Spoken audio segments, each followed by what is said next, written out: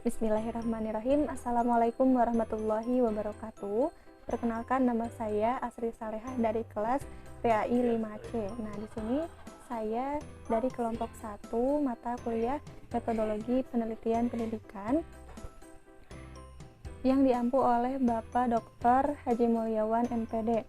Nah, di sini saya akan memaparkan sebuah materi terkait artikel yang saya buat, yaitu yang berjudulkan Paradigma dan Variabel dalam Proses Penelitian Pendidikan. Baik, langsung saja. Yang pertama ada paradigma. Paradigma adalah cara pandang atau melihat sesuatu yang hidup di dalam diri seseorang, kemudian mempengaruhi orang tersebut dalam memandang realitas di sekitarnya. Nah, di sini paradigma penelitian juga merupakan kerangka berpikir yang dimana menjelaskan tentang bagaimana cara pandang seorang peneliti terhadap fakta kehidupan sosial di sekitarnya, dan kemudian bagaimana perlakuan peneliti terhadap ilmu atau teori yang dikonstruksi sebagai suatu pandangan yang mendasar dari suatu disiplin ilmu tentang apa yang telah menjadi pokok bahasan yang memang seharusnya harus dipelajari. Kemudian paradigma penelitian juga merupakan menjelaskan tentang bagaimana peneliti memahami suatu masalah.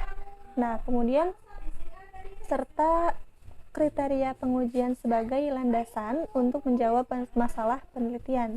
Adapun konsep dasar dari penelitian pendidikan agama Islam pada dasarnya itu sama dengan konsep penelitian pendidikan pada umumnya, hanya saja di sini berbeda dengan objeknya. Objeknya itu di sini adalah pendidikan Islam.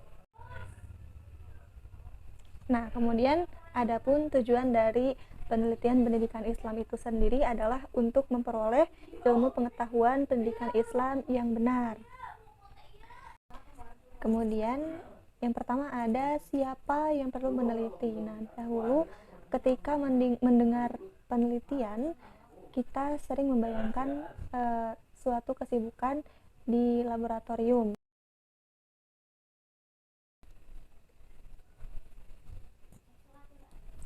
Orang-orang seperti disebutkan itu ada betulnya juga, tetapi tidak seluruhnya betul.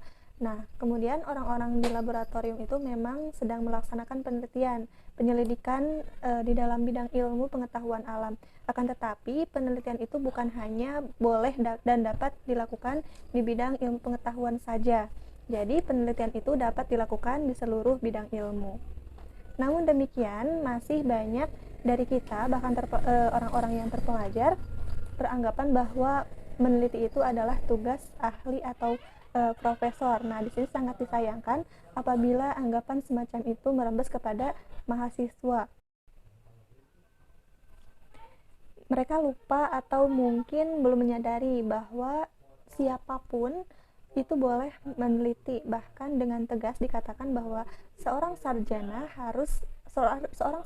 atau mahasiswa itu harus dapat meneliti, karena hanya dengan penelitianlah ilmu dapat dikembangkan secara ilmiah. Seorang astronot dari Amerika Serikat yang bernama Neil Armstrong, beliau mengatakan bahwa research is creating knowledge, bahwa penelitian itu adalah menciptakan pengetahuan baru. Jadi bagaimana seseorang itu bisa mendapatkan pengetahuan yang baru sedangkan seseorang itu tidak melakukan penelitian. Nah, misalnya seorang guru mempunyai tugas mendidik dan mengajar. Nah, seorang guru itu pasti membantu si anak didiknya. Ia selalu berusaha agar kadar bantuannya itu dapat meningkat sehingga diperoleh hasil yang lebih baik dari peserta didiknya. Tentunya di sini seorang guru melakukan penelitian tentang bagaimana peserta didik itu menerima materi, menyerap pelajaran. Nah, di situ menjadi bahan evaluasi terhadap guru tersebut untuk dapat mengevaluasi tentang atau mengubah tentang metode belajarnya atau yang lainnya. Kemudian selanjutnya ada bagaimana penelitian itu dilakukan. Tentunya pertanyaan ini mempunyai makna yang jawabannya itu tidak lain adalah jenis-jenis atau cara penelitian. ditinjau dari caranya. Secara garis besar itu, peneliti dapat melakukan penelitian dari yang sifatnya pasif atau hanya meneliti objek yang ada di suatu kancah penelitian, sampai dengan jenis penelitian yang menuntut peneliti itu untuk melakukan sesuatu. Nah, jadi di sini dari tinjauan ini ada 3 cara penelitian, yaitu yang pertama ada description research atau penelitian deskriptif. Nah, penelitian deskriptif ini adalah penelitian yang dimaksudkan untuk menyelidiki keadaan, kondisi, atau hal-hal lain yang sudah disebutkan. Kemudian hasilnya itu dipaparkan dalam bentuk laporan penelitian. Jadi di sini penelitian deskriptif ini merupakan penelitian yang sederhana, di mana peneliti itu tidak perlu menambahkan atau mengurangi atau memanipulasi data. Jadi peneliti ini hanya harus memotret objek penelitiannya saja, kemudian membuat laporan secara lugas dan apa adanya. Kemudian yang kedua ada operation research atau action research, penelitian tindakan. Di sini merupakan suatu penelitian yang dilakukan oleh seseorang yang bekerja mengenai apa yang sedang ia laksanakan tanpa mengubah sistem sebelumnya. Sebetulnya antara operation research dengan action research ini tidaklah sama persis. Kalau operation research itu menunjuk pada kegiatan yang sedang berlangsung, yakni bahwa penelitian itu yang dilakukan bukan menciptakan hal baru semata, tetapi menempel pada suatu kegiatan yang sedang berlangsung. Sedangkan action research adalah menunjuk pada action atau tindakan. Nah, kemudian dalam penelitian tindakan ini, peneliti melakukan sesuatu tindakan eksperimen yang secara khusus diamati terus-menerus, kemudian dilihat plus minusnya, kemudian diadakan pengubahan terkontrol sampai pada upaya maksimal dalam bentuk tindakan yang paling tepat.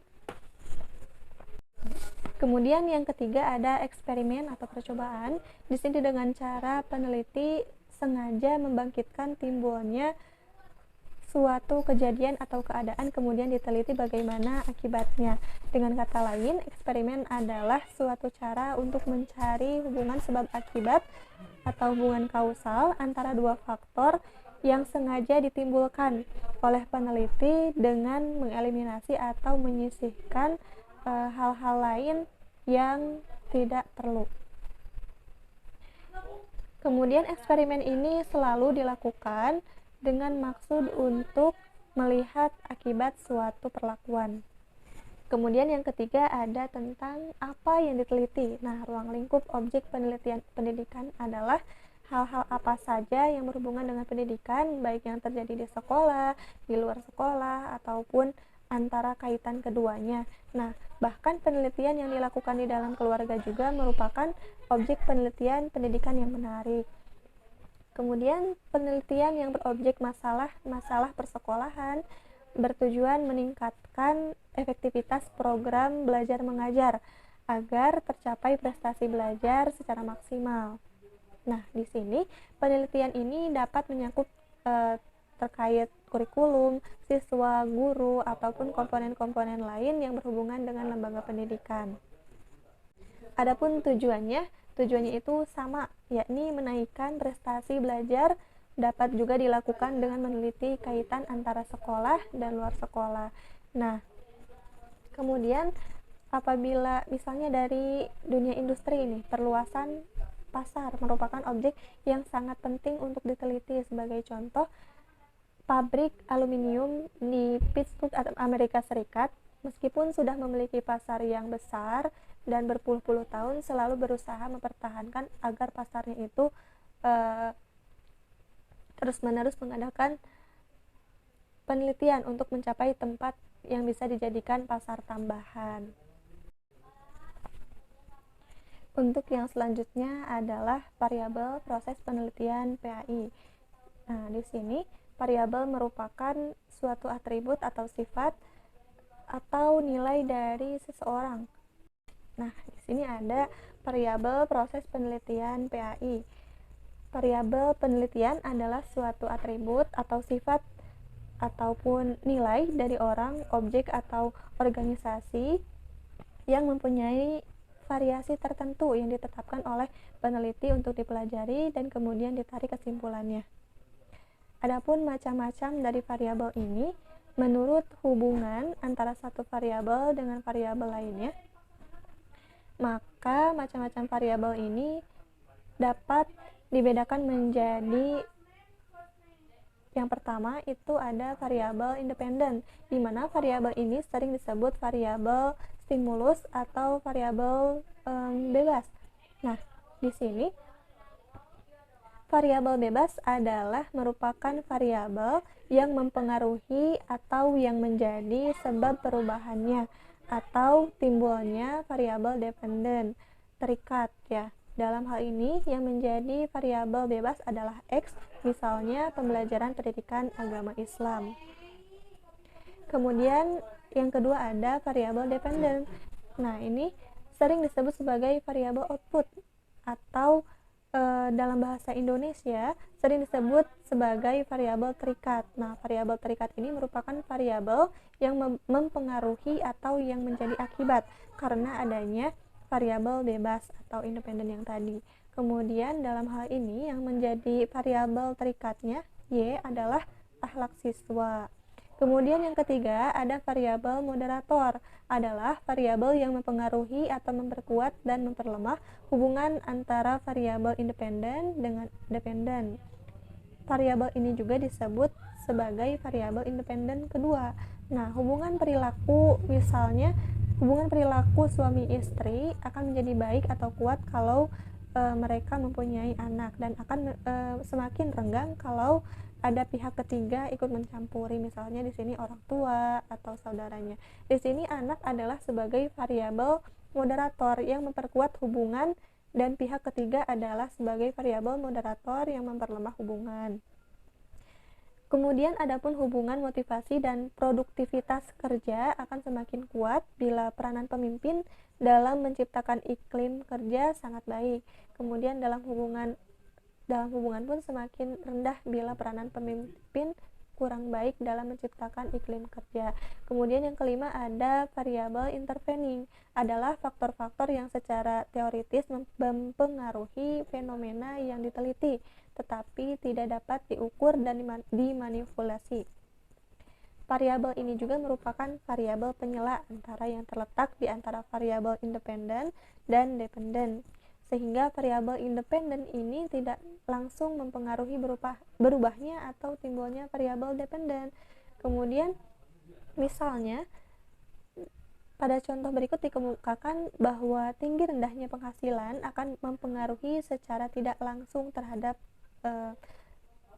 kehidupan di dunia ini. Kemudian dalam hal ini ada variabel antaranya, yaitu yang berupa gaya hidup seseorang. Antara variabel penghasilan dengan gaya hidup ini terdapat variabel moderator, yaitu budaya, lingkungan, tempat tinggal. Kemudian yang keenam ada variabel kontrol, adalah variabel yang dikendalikan atau dibuat konstan sehingga berpengaruh. Variabel ini independen terhadap dependen, tidak dipengaruhi oleh faktor luar yang tidak diteliti. Nah, variabel kontrol sering digunakan oleh peneliti bila akan melakukan penelitian yang bersifat membandingkan. Contohnya, pengaruh jenis pendidikan terhadap keterampilan dan mengetik. Nah, variabel independennya pendidikan, SMU dan SMK misalnya. Nah, variabel kontrol yang ditetapkan sama misalnya adalah naskah yang diketik sama, mesin tik yang digunakan sama, atau komputer yang digunakan sama. Nah, dengan adanya variabel kontrol tersebut, maka besarnya pengaruh jenis pendidikan terhadap keterampilan dapat diketahui lebih pasti. Nah, kemudian untuk menentukan kedudukan variabel independen dan dependen, moderator, intervening, atau variabel hal yang lain harus dilihat dari konteksnya dengan dilandasi konsep teoritis yang mendasari maupun hasil dari pengamatan yang empiris. Untuk itu, sebelum peneliti memilih variabel apa yang akan ditelitinya, perlu melakukan kajian teoritis terlebih dahulu dan melakukan studi pendahuluan terlebih dahulu pada objek yang akan dijadikan penelitian. Jangan sampai membuat perancangan penelitian dilakukan di belakang meja dan tanpa mengetahui terlebih dahulu permasalahan yang ada di objek penelitian. Nah, sering terjadi rumusan masalah penelitian dibuat tanpa melalui studi pendahuluan ke objek penelitian, sehingga setelah dirumuskan ternyata masalah itu tidak menjadi masalah pada objek penelitian. Kemudian, setelah masalah dapat dipahami dengan jelas dan dijelaskan secara teoritis, maka peneliti baru boleh menentukan variabel-variabel penelitiannya. Nah, sekian mungkin untuk kesimpulannya adalah paradigma penelitian pendidikan Islam merupakan suatu proses sistematik dan objektif dan bersifat universal untuk memperoleh ilmu pengetahuan Islam yang benar sehingga mampu membimbing manusia sesuai dengan ajaran Islam. Kemudian ada ruang lingkup penelitian pendidikan Islam meliputi pendidikan, kegiatan, mengoptimalkan perkembangan, percakapan, dan karakteristik siswa dalam belajar pendidikan agama Islam. Mungkin hanya sekian yang dapat saya sampaikan, kurang dan lebihnya mohon dimaafkan. Wabillahi taufiq wal hidayah. Wassalamualaikum warahmatullahi wabarakatuh.